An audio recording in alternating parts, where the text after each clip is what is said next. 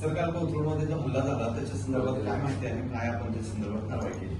काल दिनांक 14/7/24 सायंकाळी 7 वाजताच्या सुमारास फिर्यादी नामे अमित सुरेश शिंदे यांनी आम्हाला जी फिर्याद दिलेली आहे त्यामध्ये त्यांनी असं सांगितलं की त्यांच्या घरगुती वादातून एक निष्पन्न आरोपी प्रशांत धुमाळ आणि इतर 6 ते 7 आरोपी यांनी त्यांच्यावर धारदार शस्त्रांनी हल्ला केलेला आहे. त्यांची प्रकृती सध्या स्थिर आहे. गुन्हा रजिस्टर क्रमांक 146/2026 भारतीय न्याय संहिता कलम 109, 189, 191, 191, 115, 352, आर्म ऍक्ट 425 आणि महाराष्ट्र पोलीस अधिनियम 37(1)(3)(135) प्रमाणे गुन्हा दाखल करण्यात आलेला आहे. सदरच्या गुन्ह्याचा तपास वरिष्ठ पोलीस निरीक्षक अलंकार पोलीस स्टेशन हे करीत आहे. सर, याच्यातले जे फिर्यादी आहेत त्याच्याबद्दल गायवळ टोळीशी काय आहे किंवा याच्यातला काय त्यांचा संबंध आहे का त्याबरोबर? या बाबतीत फिर्यादीनं फिर्याद देताना ही घरगुती कारणावरून हा हल्ला झालेला आहे अशी फिर्याद दिलेली आहे.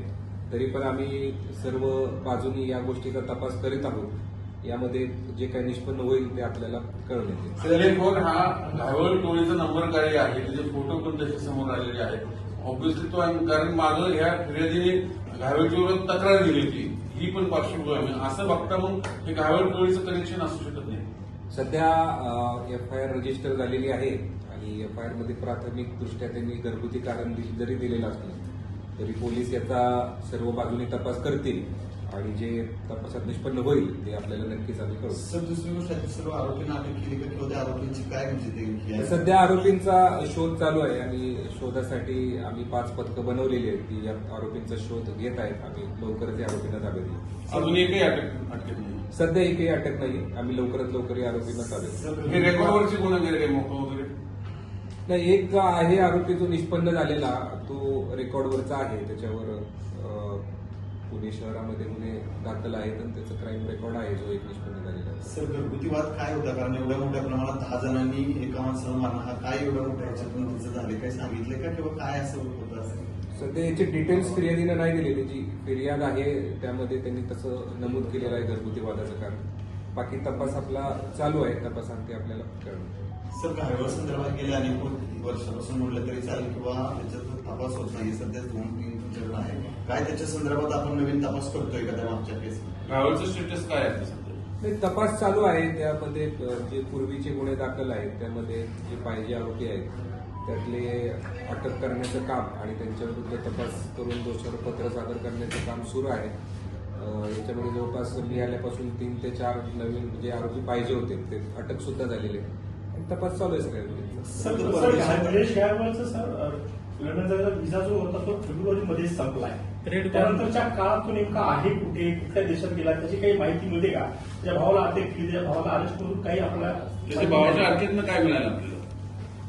त्यांच्या भावाच्या अटकेतून तपासाला पूरक पुरावा मिळालेला आहे. तो आम्ही लवकरच दोषारोपपत्रात सप्लिमेंटरी दोषारोपपत्र करून कोर्टाला कळवलं. तो फेस टाईम मधनं संपर्क होतो अशी निलेश घावळचं सचिन घावळ, तर त्यातनं लोकेशन कळत असेल ना कुठे काय? याबाबतची माहिती जशी आम्हाला अद्ययावत होते तशी आम्ही तुम्हाला निश्चित. सर, आरोपी अटक नाहीत आणि आपण म्हणताय की घायवळचा आणि या हल्ल्याचा काही संबंध नाही. मी असं म्हटलं नाही घायवळचा आणि हल्ल्याचा संबंध नाही. मी तुम्हाला FIR मध्ये जे नमूद आहे ती बाब सांगितली. FIR हा प्राथमिक पुरावा असतो आणि आम्ही सांगितलं की यामध्ये आम्ही सर्व बाजूनी तपास करत आहोत. जसं त्यामध्ये निष्पन्न होतील गोष्टी स्पष्ट होतील तसं आम्ही तुम्हाला. आरोपी आहेत त्यांची काही पार्श्वभूमी कळाली का? अटक जरी नसते तरी कोणाशी एक आरोपी निष्पन्न आहे, त्याची क्राईम रेकॉर्ड आहे त्याचं. इतर आरोपी आम्ही निष्पन्न करून त्यासाठी पथकं रवाना करतो आहोत आणि त्याला ताब्यात घेतो. कशा स्वरूपाचा गुन्हा आहे जो आरोपी निष्पन्न झाला त्याच्याविरुद्ध बॉडी ऑफेन्स आहे. त्यापूर्वी पुणे शहरात 7 ते 8 बॉडी ऑफेन्स दाखल. अच्छा, 7 ते 8 बॉडी ऑफेन्स त्याच्यावर आणि कोणा थोडीशी संबंधित आहे तो ज्यांनी हल्ला केला तो?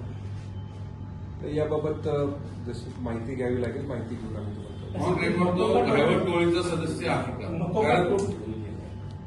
त्याच्यावर मोक्यानुसार गुन्हा दाखल होता, त्यानुसार तो असा होता. त्यानंतर काम असल्यानंतर त्याने हे अशा प्रकारचं कृत्य केलं अशी देखील माहिती मी तपासून होतो. सर, मागाशी प्रश्न एक अर्धवट राहिला. त्या घायवळच्या प्रत्यार्पणासाठी काय प्रयत्न केले गेले? म्हणजे प्रयत्न केले गेले आपल्या पुणे पोलिसांकडून, पण त्याला यश का नाही आलं? याबाबत मला माहिती अद्यावत करावी लागेल आणि आमच्या इकडे. तर हा जो हल्ला झालाय त्याच्यानंतर घाटावरच्या कार्यपद्धतीनुसार पोलीस तपास करतायत का काय? कारण आम्ही सगळ्या त्या बाजूला लोकांमध्ये आता भीती आहे की 10 लोक कोयते घेऊन एखाद्याला मारतात आणि ते 7 वाजता होतं भर दिवसा आणि पुन्हा मग घाटावर पोलीस सक्रिय झाले का कोथरूडमध्ये असाही प्रश्न निर्माण झालाय. आणि आम्ही सर्व बाजूनी तपास करतो या गोष्टीचा आणि जसं तपासात आता कालच म्हणजे पहाटेच गुन्हा दाखल झालेला आहे. आम्ही आरोपींच्या मागावर आहोत. जसं या तपासात निष्पन्न होतील या बाबतीत तसं सगळी गोष्टी स्पष्ट होतील. थँक्यू.